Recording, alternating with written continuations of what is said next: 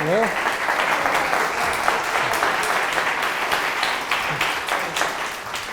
Good evening. I'm still Bruce Adolphe, and it is a great pleasure to have a guest this week in a different sense. This is the renowned and amazing Italian pianist Carlo Grante. Hello.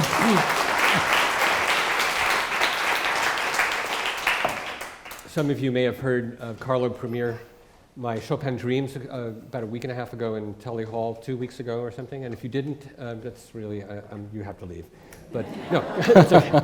And he's also playing that piece in Vienna at the Brahms Saal at the Musikverein in November, and then premiering my piano concerto in Zurich with Fabio Luisi conducting. So we're having a nice time. So I thought I'd let him play a little music here. Also, it's hard to find somebody who can play this piece. Is it not, the mic is not on? Oh, apparently it needs to be higher. All right. I'll repeat everything, but that'll be next week. Okay. But I haven't said anything terribly important yet, or even interesting. Thank you. Ah, there we go. Right. I've only introduced Carlo and said how wonderful he is and everything he's doing. So you haven't missed anything about Ravel. Right. Okay. Before I get into the music with Carlo, I want to connect last week's lecture about sincerity and Fauré with Ravel. I ended by reading a quote, which I will read again and then take it a little further. Last week I talked quite a lot about how Fauré was concerned with the concept of sincerity in music, and he wasn't the only one. It was a big deal in the 19th century in France that sincerity was considered a way to judge the quality of art. And of course, sincerity is a tricky thing. It's hard to know if something is sincere or not, but people felt that they didn't know. And so I ended with this quote of Ravel. "I don't particularly care about this sincerity. I try to make art. I know that a self-conscious artist is always right. I say self-conscious and not sincere because the latter word, in it there is something humiliating. An artist cannot be sincere. Falsehood, taken as the power of illusion, is the only superiority of the artist over others. When one allows oneself spontaneity, one babbles, and that is all." This is against improvisation. "I consider sincerity to be the greatest defect in art because it excludes the possibility of choice," meaning selection after the fact. "Art is meant to correct nature's imperfections. Art is a beautiful lie."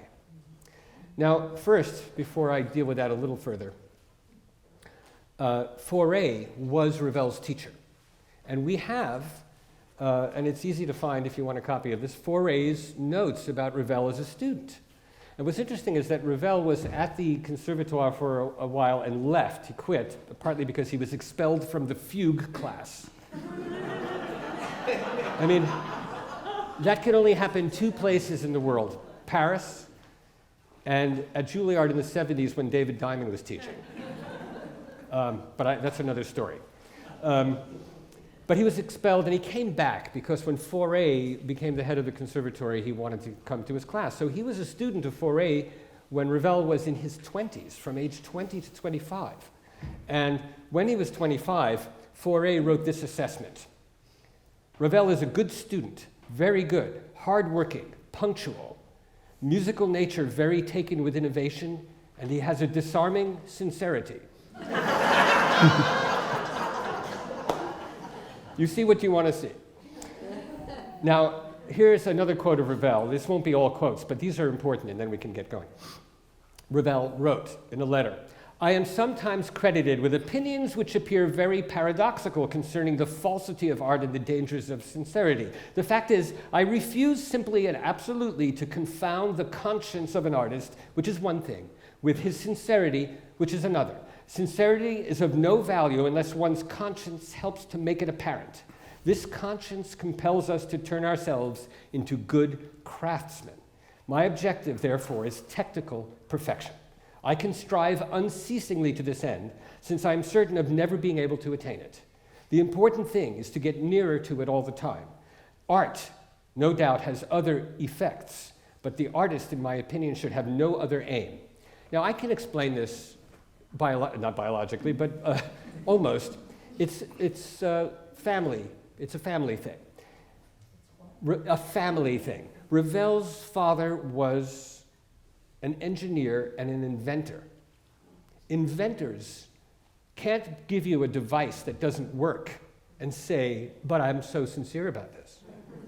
You can't design something that doesn't do anything and say, but don't you love it?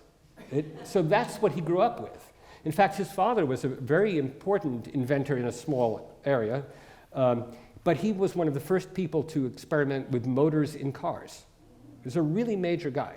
He had a catastrophe in his life, which is he put a kind of car together that he called the something like the Wheel of Death. And he let it be, it was driven in the Barnum and Bailey circus. And unfortunately, someone actually died one time driving it. They only die one time, I know. But I mean, there was one accident. That was a fatal accident. So his career was kind of ruined by that. But Ravel's brother also became an engineer. So Ravel grew up fascinated with things that work, that are mechanical. And he became also fascinated with mechanical devices like toys, children's toys, inkwells that moved, and his piano in his home in Paris is covered with these sorts of things, devices that wind up and twist and turn and do things. So for him, the craftsmanship is important. And in a way, the piano for him was also a giant machine that needed to be understood. And he decided, as Carlo will get into in just a moment, to also write something as difficult as possible. And as complex technically on the piano as it is complex and rich as a composition. So if you understand it that way, you can see why sincerity didn't mean anything to him. He was really about technique. So let's get right to the piece. If Carlo is going to play just the opening for us, the very opening of the first movement, and I'll describe the movement later, but the first movement is Ondine. Ondine is, of course, a water spirit. It's, in this case, female, because it's Ondine Anodin. And it's a water spirit. I'll read you the poem in a moment. And it starts like this.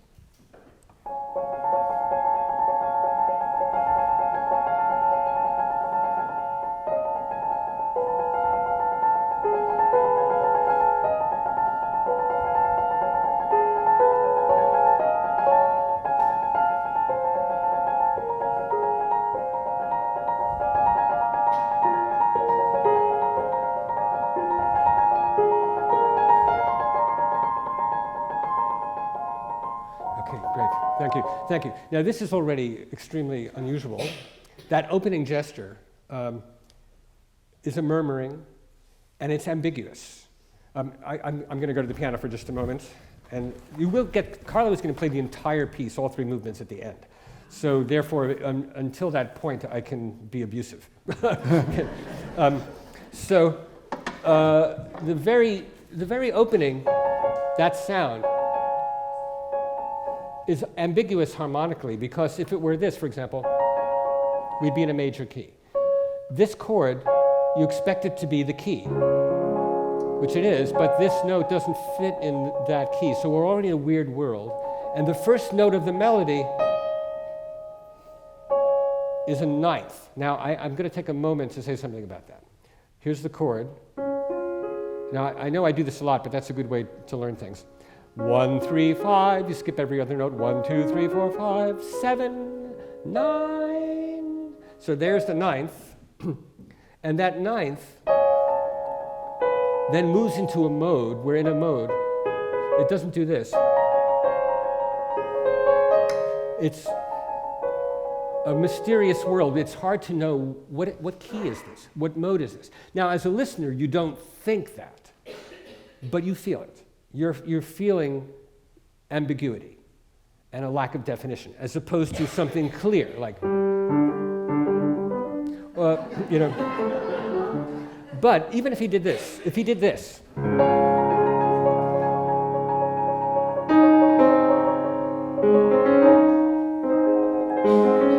that reminds me of something. Now, what I'm going to do is take that exact music you heard, and I'm going to normalize it until it sounds like something else. By normalize it, I mean de-Ravelize it. Because it's so full of ambiguity and strangeness. This whole idea of the way it fits on the keyboard is extremely unusual. So let's take the tune.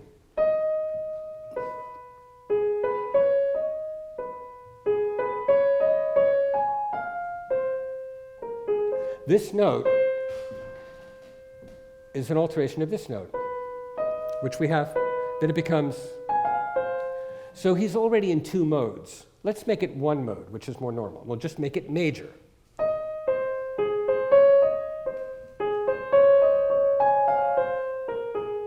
This now sounds much more straightforward, doesn't it? Now the next thing he does is, well, he removed a beat. We were in 4.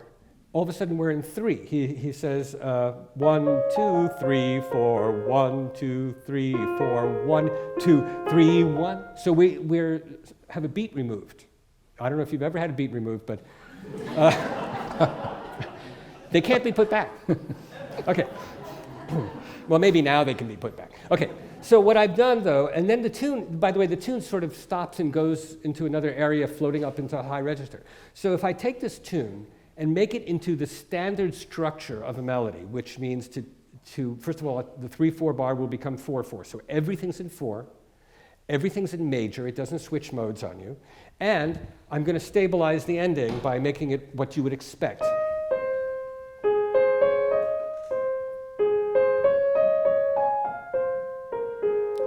2, 3. Now I'm going to repeat that so that it has an ending. Now if I accompany that with the chords that are implied rather than chords that make you wonder where you are, you get this.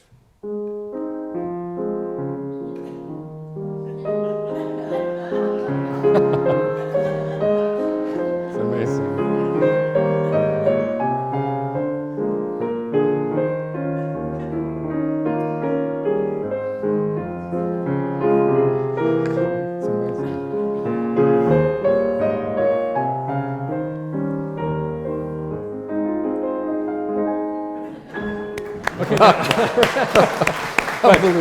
But what is that? It sounds like pop music, but it also sounds a little like the composer who wrote this. Sorry.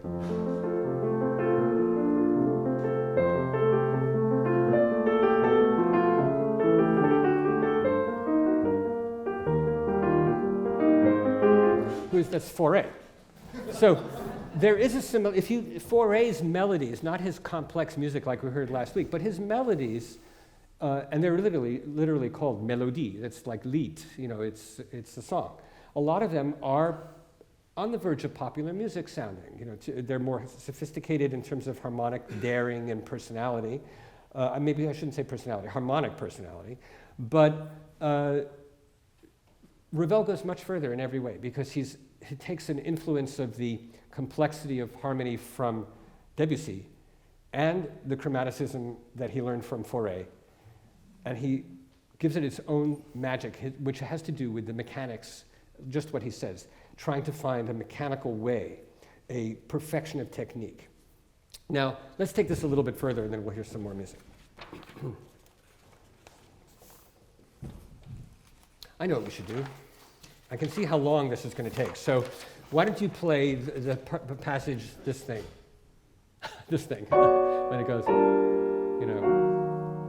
which goes, here, this one. Thank you. This thing. Thank you. Okay. All right. I think he knows what I'm doing.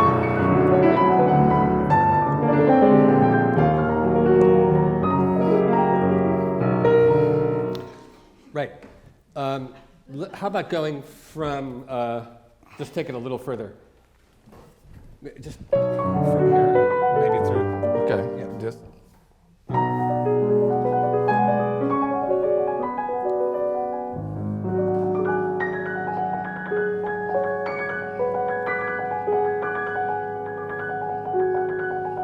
Okay, and then just so we can focus on this, how about just that one more time? Just this.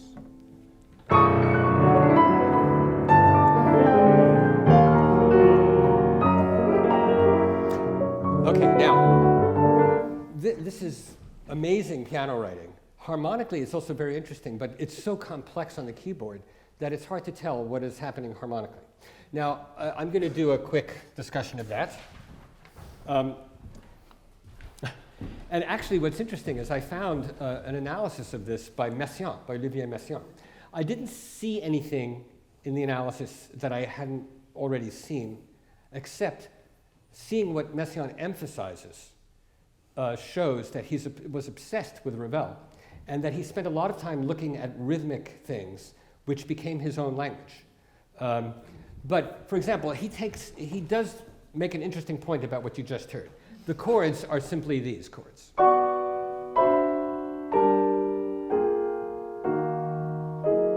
And then it starts again. Now, what's great about this, and I'll analyze this, this is a pattern which has several layers it's a matrix of patterns, which is like a machine. It's possible to have a nice chord progression that doesn't have a series of inner workings that are so satisfying. Part of it is that the upper voice, which you notice, but because there's so many notes, you might not really focus, is this. And then it starts again. That's a whole tone scale. It's not a major scale, it's not a minor scale, it's not a modal scale in the sense of Dorian, Phrygian, it's whole tones.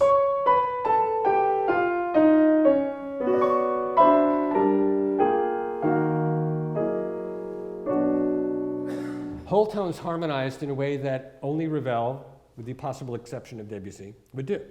But more than that, there's a pattern within the pattern, and there's a pattern within that one. Here's this pattern.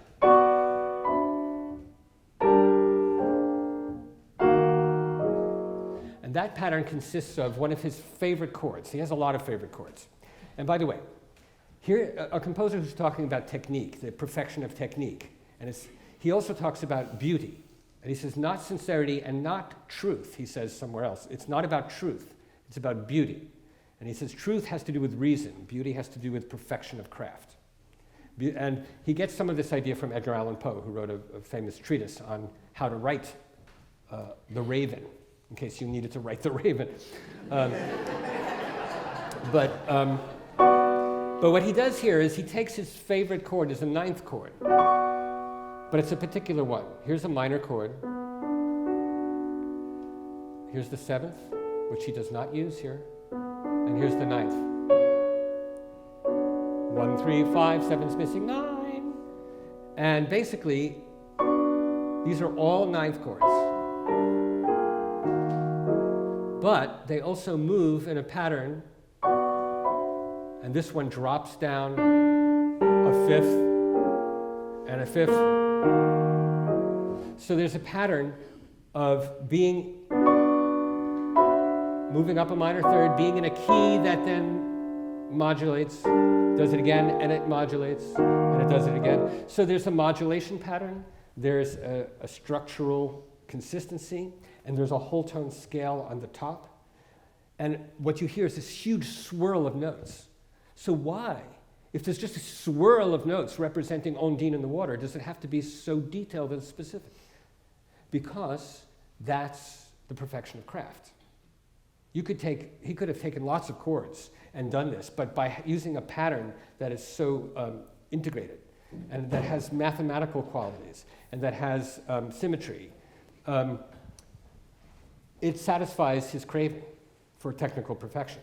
By technical perfection, in a way, he means he can explain this, just like Brahms would say. I can explain, this is unassailable, you can't attack this, I can explain it to you. But I have to say, and we'll get back to this, we know from neuroscience research that there is no such thing as just totally objective logic. There's always an emotional component to every decision.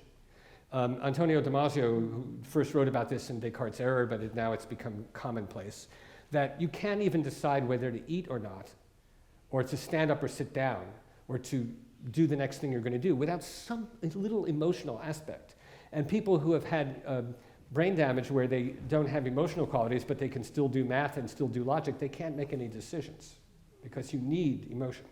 Now, a composer, no matter what Ravel might think, a composer is not making a device. It's not a vacuum cleaner. It's not a car. It doesn't have to actually do anything other than be and reach somebody, hopefully, but even that, if it doesn't, it doesn't. So each decision, like this chord progression, each of these magical, extremely technical decisions, at their root are emotional because he likes them. Why is a ninth chord so good there? Because he loves ninth chords. Now, did he understand this? He did. Luckily, I found this. I'm so glad that I found this quote reading through his letters.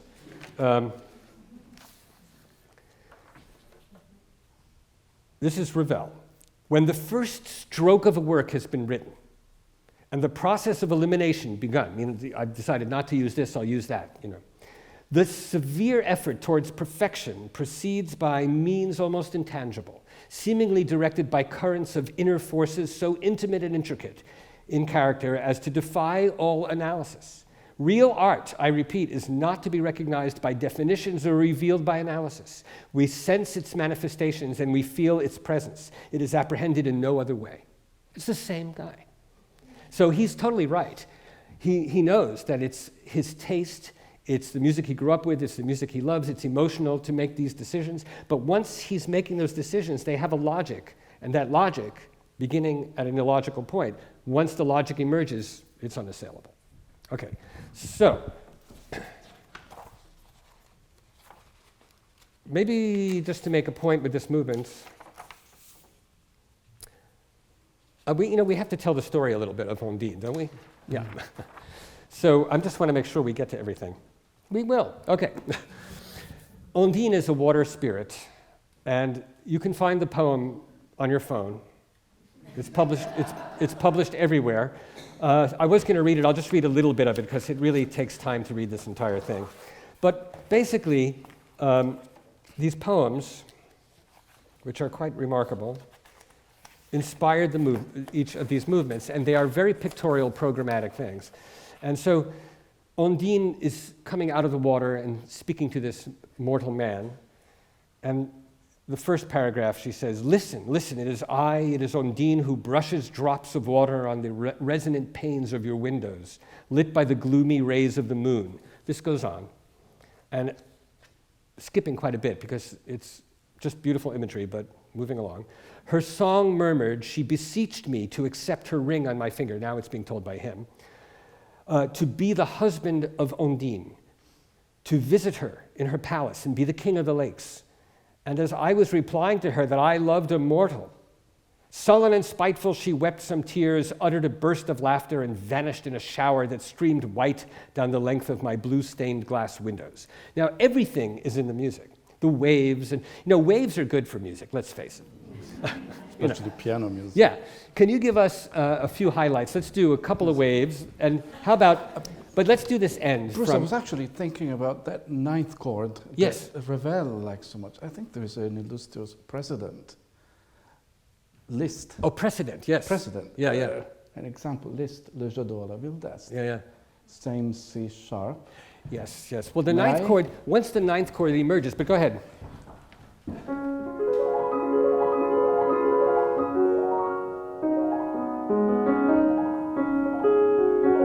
Yes, well, as Carlo is intimating, I don't know if it's unconscious, but maybe, because Ravel doesn't like unconscious, but he probably stole it. As Stravinsky said, a good composer knows exactly what to steal. but Ravel, and I think he stole that line actually, but Ravel was very influenced by Liszt. There's no question about it, as that shows. But I think it would be great. Yes. Wouldn't you say this is the moment of the tears, followed by the laughter? Nobody knows for sure. But let's hear maybe just a little bit leading into the tears, which is a solo line, and then the laughter and the disappearing.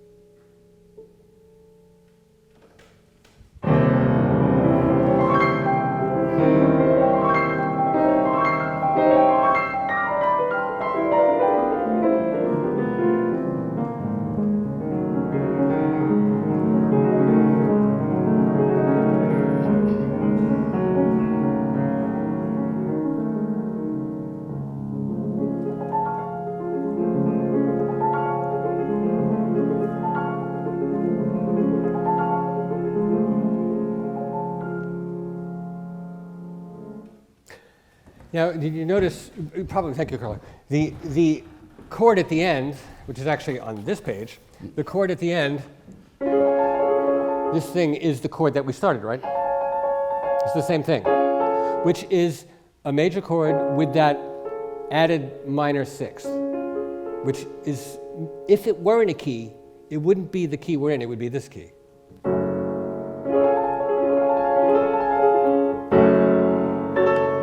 And then we'd be in a different time zone. But because we never get that, we're suspended. I'm faking this, but I'm good at that. The bottom, the resolution, is not even a question. It's not going to happen. It's like somebody living in water instead of on land because you don't have any place to put your feet. But this huge laughter chord, this thing, I'm faking that too. It's pretty impressive, isn't it? But I'm playing the right notes in different order. But basically, basically, Ravel's obsession in this piece are major chords that either have a half step above the fifth, or a half step perhaps below the third, or above, in other words, above or below these notes. All over the place. And then there's this moment here, which basically is like,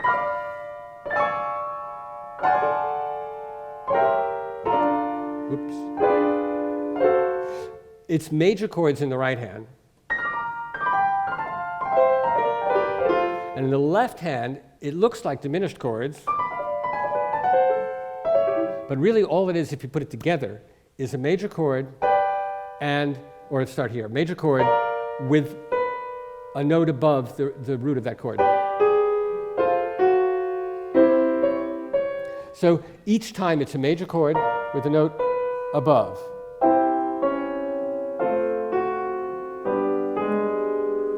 And that's the inversion of this.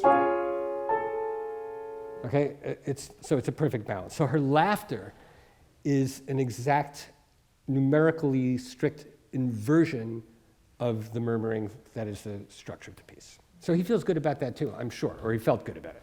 Now, Gibet is the next movement, le Gibet, which is the gallows, or as translated here, the gibbet, which I suppose in British English is fine.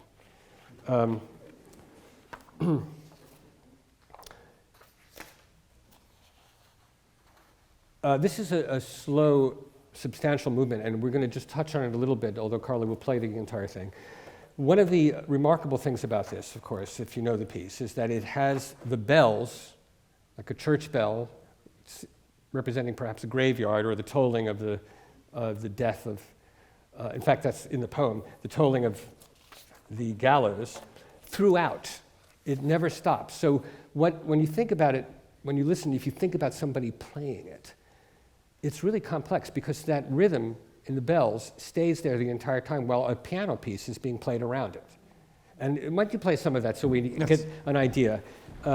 This is from the end of the poem. It is the bell that tolls from the walls of the city under the horizon and the corpse of the hanged one that is reddened by the setting sun.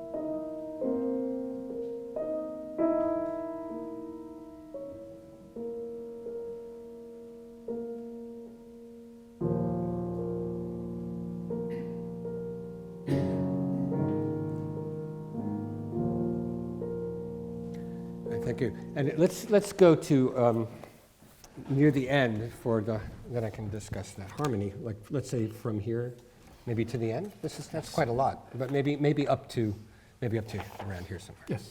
Okay.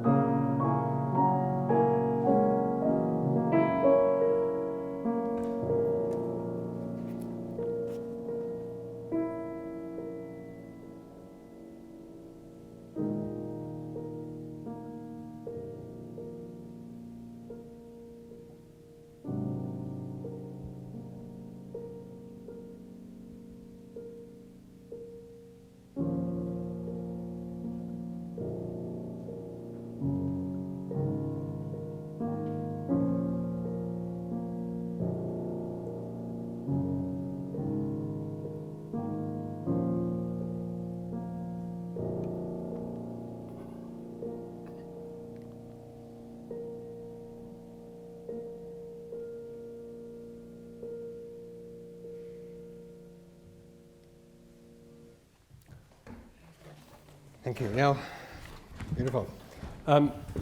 Again, what I'd like to show here is that in what you just heard, the mood is clear, the concept is clear. If we are going to discover anything else, it would be that Ravel has a systematic, practically mathematical approach, and it is mathematical in a sense, to choosing the chords so that he's making a beautifully designed device. This note, which is continually repeated, can be the root of a chord. It could be the third of a chord. It can be the fifth of a chord. It can be the seventh of a chord. It can be the ninth of a chord, or this one, depending. It can be the 13th. I think I skipped the 11th. Everything it can be happens one right after the other in what you just heard. Not in the order, though, of like that, because that would be too obvious. But it is like a circle around the B flat. So that it starts, you get this chord where it's the ninth, and then you have, and here it's the 13th, and then here it's the third of the chord. There's a ninth up here, and then,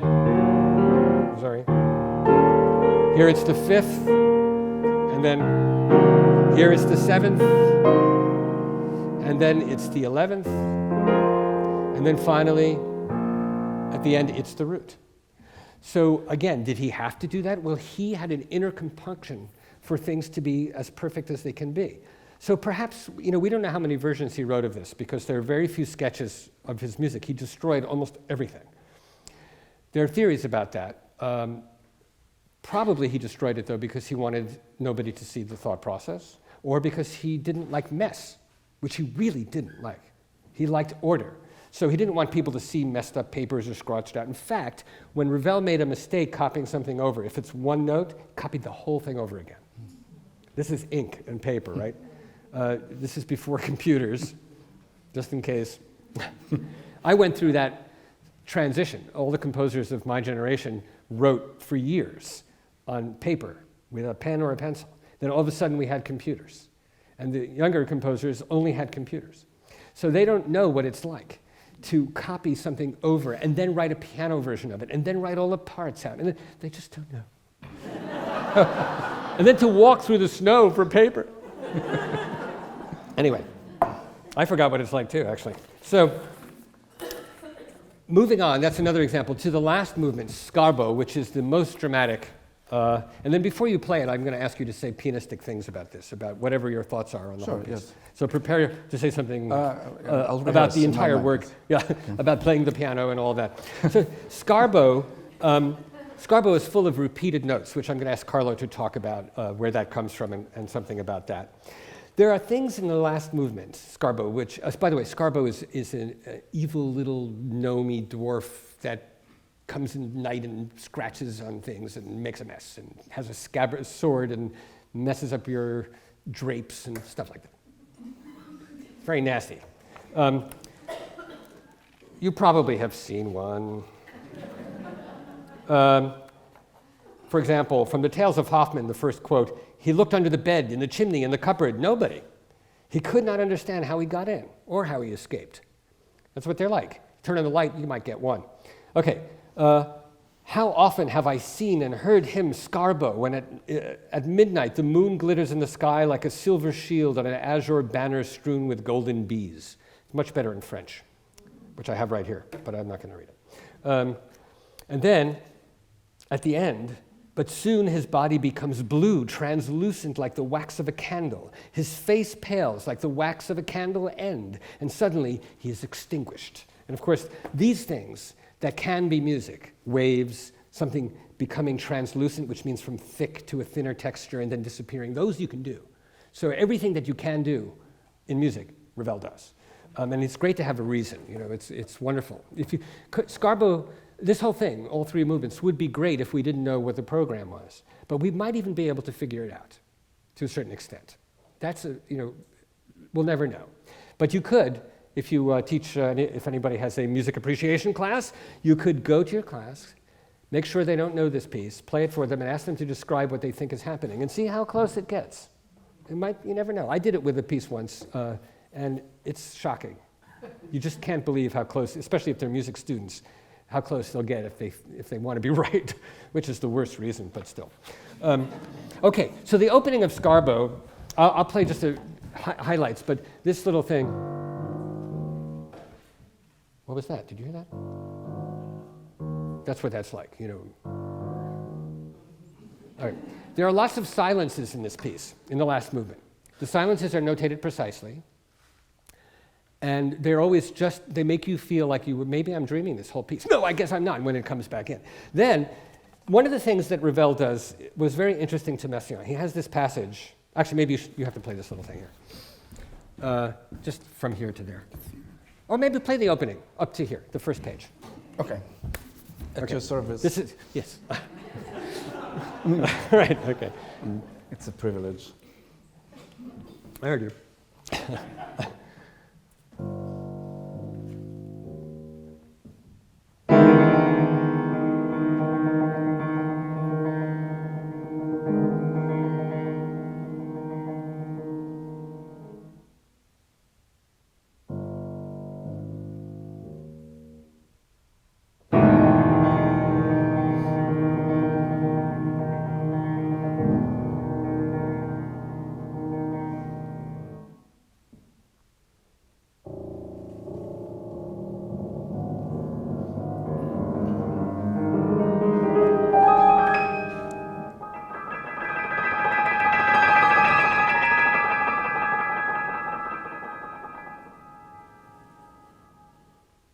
That's the first page. This is very magical stuff.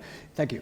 And I want to say two things about this. One, when you have a program, when you're telling a story in a piece, people listen differently.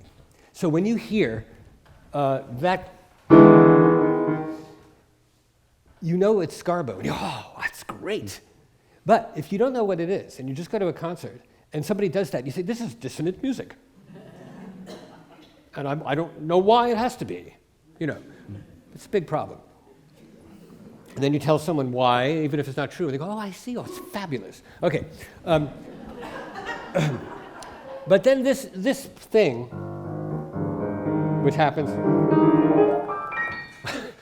you get the idea? That this thing is notated like this. I mean, it says, first of all, that it should get faster. It says accelerando, only in French. But it's eighth notes, then dotted 16th notes, and then 16th notes, and then a tremolo of 32nd notes.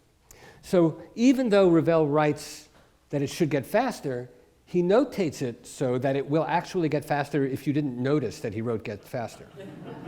Because if you just play the rhythms. But he doesn't just get faster, he gets faster exactly, precisely, like a machinist. An eighth note is 4 30-seconds. And then he gives you a dotted 16th, that's 3 30-seconds, a 16th, that's 2 30-seconds, and then 30 seconds, you know, so why does he do that? Well, because of the precision, but it's interesting more to Messiaen, Olivier Messiaen. Every time he saw these rhythmic precision devices in Ravel, he was a young man. Ravel was a great figure in Messiaen's youth, and he became obsessed with this kind of thing, and for him, the addition and subtraction of precise rhythms like that, making something slightly longer, something short, and palindromes, you know, where it's an eighth, it's a dotted eighth, and then it's going to be an eighth again, and then a 16th, and then it's going to, you know, it's going to increase and decrease like a palindrome. This is something that was an obsession of Olivier Messiaen. There's a direct connection of Ravel's precision of thought, both in rhythm and in harmonic clarity, and Ravel even used a mode that became one of Messiaen's modes, which is, Messiaen calls it his mode, a second mode of limited transposition, which is not a catchy name for it. Jazz players now call it the symmetrical mode, which it is, and it has also been called the octatonic mode. I've referred to it once in a while. I'm going to say a few things about it because there's a lot of it in Scarbo. The octatonic mode is this scale. But there are several versions of it because I could instead start it here. and then it starts with a whole note instead of a whole tone, instead of starting with a half tone like here. But the main thing is that the octatonic mode is made up of 2 diminished seventh chords. Now this is going to sound technical, but if you just listen to the sounds, you'll get it. You take 2 diminished seventh chords and put them together. That is the octatonic mode. And there are only 3 diminished seventh chords. And if you have high school math, no, you don't even need it. If you have junior high school math, no, if you have elementary school arithmetic, I think you can follow this. There are 3 diminished seventh chords because a diminished seventh chord is symmetrical. It divides the 12 notes into 1, 2, 3 equal parts. So you can do that. That means you can have 1, 2, 3, 4, 5, 6, 7, 8, 9, 10, 11, 12, and you have all the notes. So there are only 3 4-note chords that are different to get all 12 notes. So if you take 2 of those chords, you have an octatonic scale. And you take the other 2, you have another octatonic scale. And you take the first and the last one, you have another octatonic scale. There are only 3. What's great about this scale, though, is that there are things that you cannot do and things that you can do. Because a scale, any scale, a major scale, a minor scale, is a collection, like in math. It's a collection of pitches and intervals. What you can and cannot do is determined by that collection. So in major, you can do this. In octatonic, you can't. That relationship doesn't exist. You can do this. You can do this. You can do this. You can go. You can do lots of things, but you can't do this. Okay? So in other words, just the math of it means it's limited. And it can only be transposed a few times, which is why Messiaen calls it limited transposition. It's called symmetrical by jazz musicians because it's whole step, half step, whole step, half step. It's a whole step, a half step, a whole step, a half step, a whole step, a half step, and it keeps going like that. So it's, no matter where you divide it, it's symmetrical. There are lots of things you can learn about this. We could do an entire course on it, but I won't, don't worry.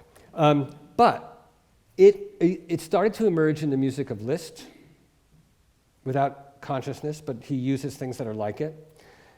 There's one example in Schubert where he seems to be aware of it, but it's not definite. But there's a whole passage in his G major string quartet, the slow movement, that has an octatonic-like section in it that is bizarre. Rimsky-Korsakov developed it full scale, and when he writes in his operas about the other world or about demons or angels, he uses the octatonic mode, and when he's writing about human beings, he writes in major and minor. So it's very clear what he's doing. He had a student named Igor Stravinsky, and Stravinsky went to town with the octatonic scale, and things like From the Rite of Spring, a lot of things are octatonic. Petrushka,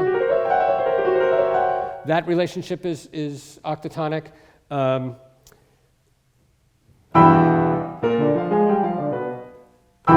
Which is the Symphony of Psalms. Those chords, people thought, wow, what a strange chord progression. Comes out of the octatonic scale. So Ravel uses it quite a lot. Let's play a section. I say let's, but why don't you play a section that has some octatonic. Here, this is purely octatonic, like from here through to somewhere over there, like over here.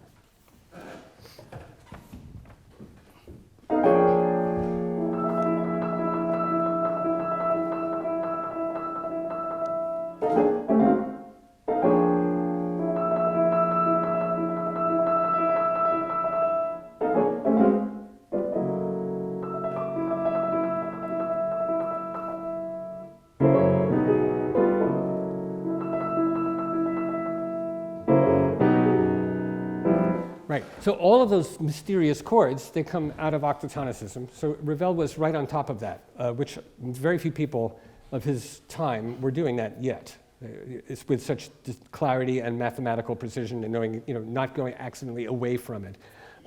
Now, before we hear the whole thing, which we're getting close to, can you tell us something about the piano writing and the repeated notes and all these, some of the ideas that you were talking about earlier? Yes, especially the reference to Islame. Yeah. He declared that he wanted to write a piece more difficult than Islame. I don't know if he succeeded. Islame is a piece by Borodin. Don't strike that, cut that. On purpose. Yeah, no. Balakirev, one of those Bs, Bach, Beethoven, Balakirev, Borodin. And it's a piano piece, you may know it. Why don't you play a little, can you play a little bit of Islame without? Yes. Okay, here's a little bit of, and we know Ravel was. Notes. The repeated notes are the obsession also of Gaspard and Nuit. And then it's repeated softly. It seems to me that when Balakirev writes a variation of this theme,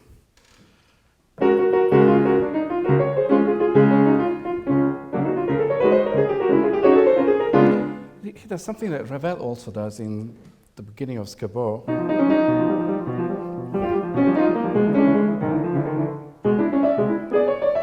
That is, giving the illusion, he liked illusions, he didn't think art should be too authentic, too true.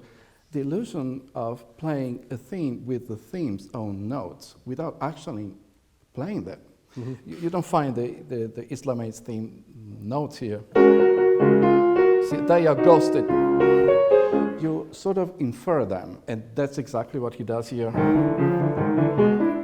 And then this new device suggests a new accompanimental theme. This is very peculiar. Also, I find there is some secret borrowing, especially.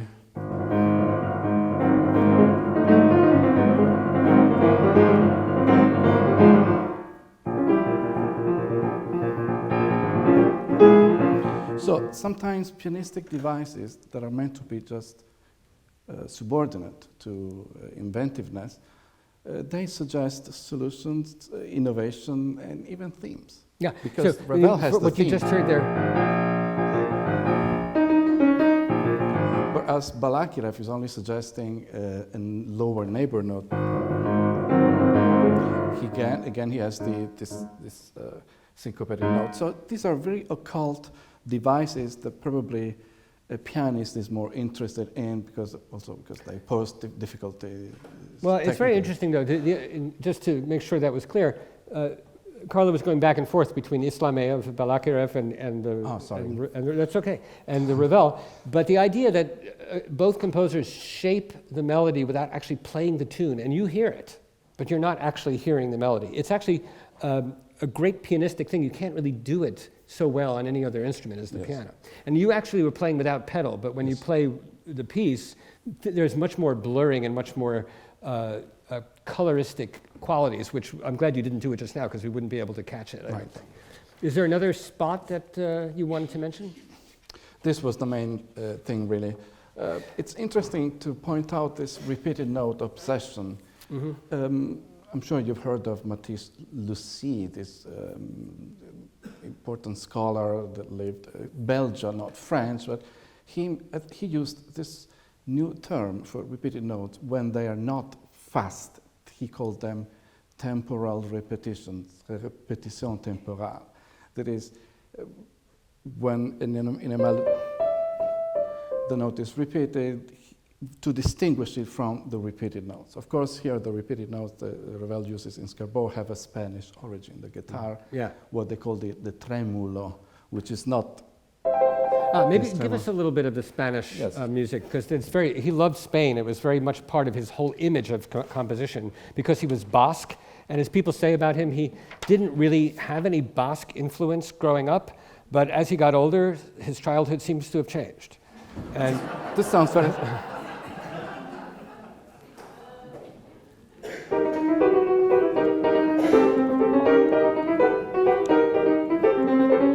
You're almost the Phrygian. There's a Spanish, a Phrygian mode, which is used in flamenco and flamenco technique. And of course, at that time, in the late 19th century and in the early 20th century, this piece is 1908.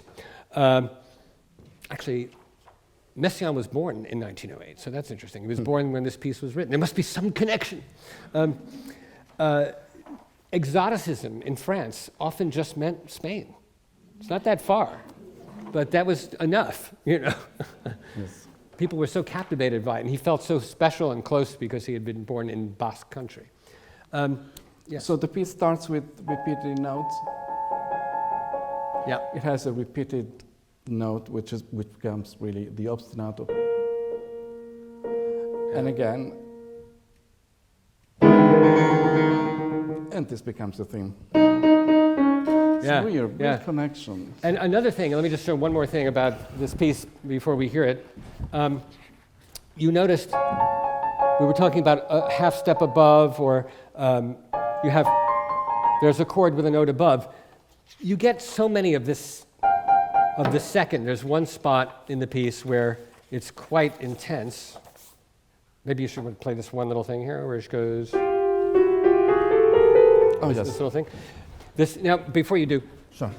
the chords in the left hand are each, there's an added sixth, just like the opening here, but he also adds the note below it. So you're getting, but it's turned into this. So he's. I'll do it very slowly, Okay.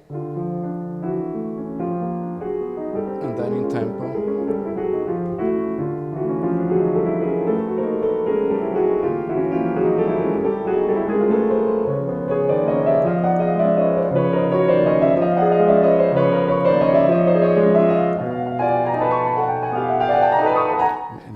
And you see, what's great again is he's creating a new sonority with these dissonant pitches, but those dissonant seconds actually are not that dissonant from their root. Where they come from is a major chord with an added sixth. That's it. That's basically this sound. You know, that's a major chord with an added sixth. But by doing it,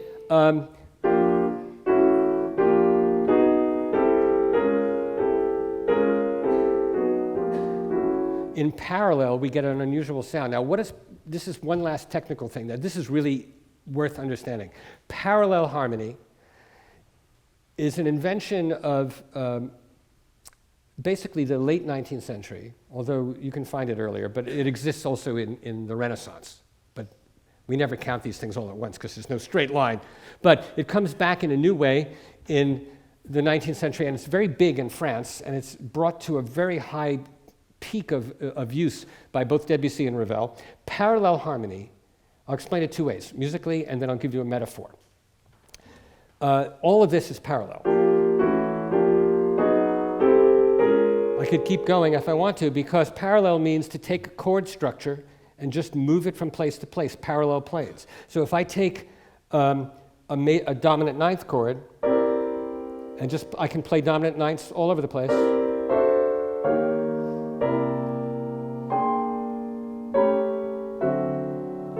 You can make a living doing this. Got a cigarette? If you know your parallel harmony, you can just continually just do this all day long and collect tips.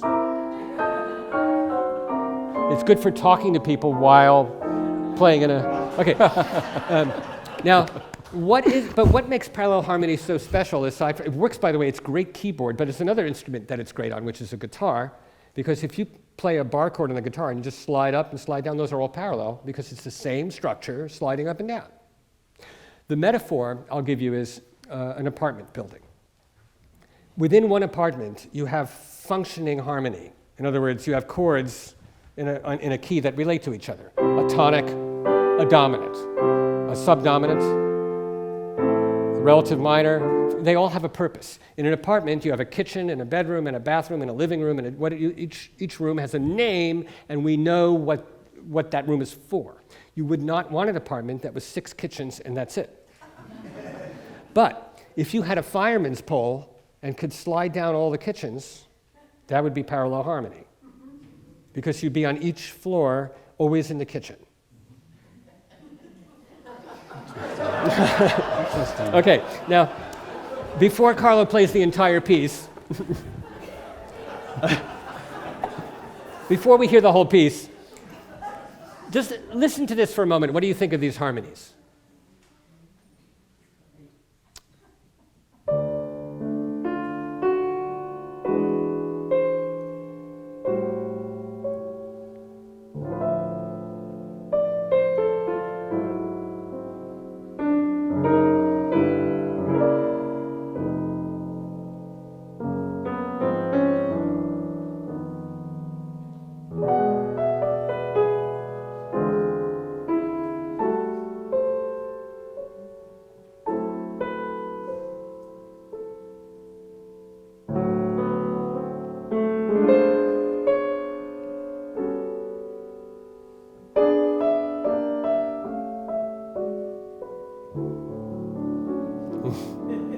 This is Harold Arlen.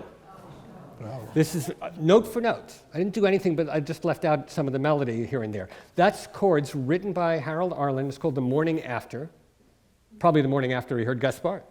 No, but actually, Harold Arlen, who had no formal training but was an amazing musician, a great composer, his chords are right out of France and very close to Ravel. And that's an extreme example, but I flipped through this book of Harold Arlen and I found 20 examples in about 10 minutes of completely pure, these are complex chords. These are not, they are all their ninth chords and 13th chords and chords with altered thirds and sevenths, and just like you would find in Ravel, yet within a song which actually relates in some ways to Ravel's and Debussy's song setting, except there is no keyboard writing.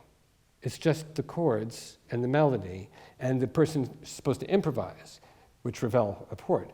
But you could take this, and instead of playing what it says, you can...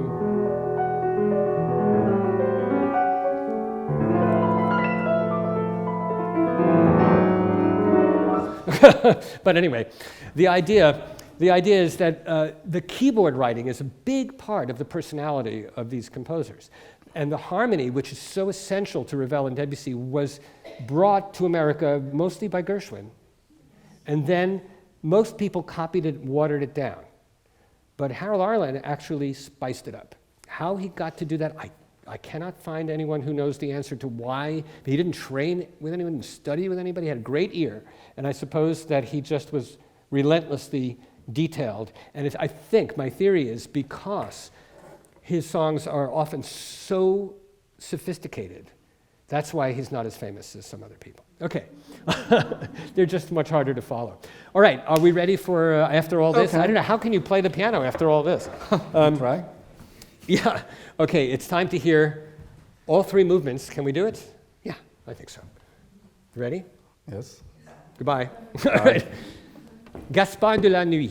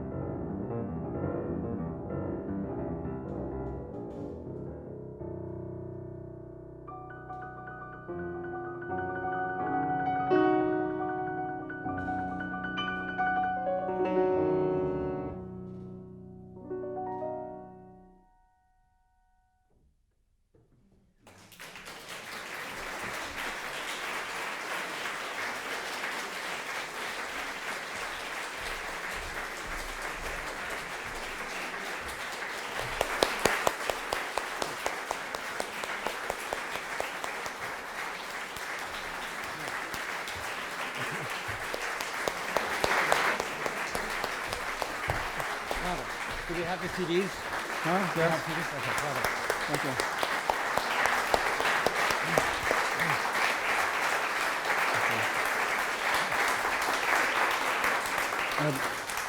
On your way out, we have some CDs of Carlo playing Gaspard de la Nuit, which happens to be what you just heard. I recommend you pick one up. And then next week, we leave France. Till next time. Thank you. Bravo. Bravo. That was great.